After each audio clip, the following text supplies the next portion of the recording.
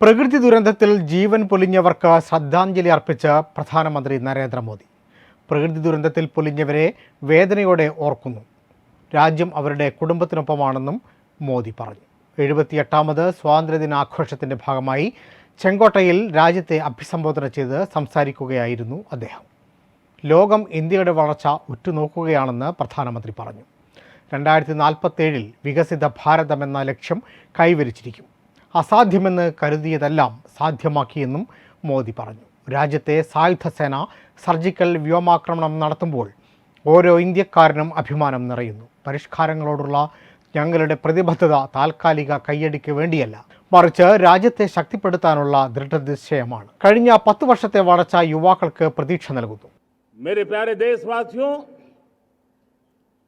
आज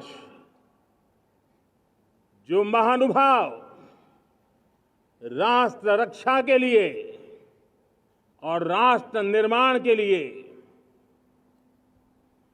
पूरी लगन से, पूरी प्रतिबद्धता के साथ देश की रक्षा भी कर रहे हैं, देश को नई ऊंचाई पर ले जाने का प्रयास भी कर रहे हैं. चाहे वो हमारा किसान हो, हमारा जवान हो, हमारे नौजवानों का हौसला हो, हमारी माताओं बहनों का योगदान हो, दलित हो, पीड़ित हो, शोषित हो, वंचित हो, अभावों के बीच भी स्वतंत्रता के प्रति उसकी निष्ठा, लोकतंत्र के प्रति उसकी श्रद्धा, ये पूरे विश्व के लिए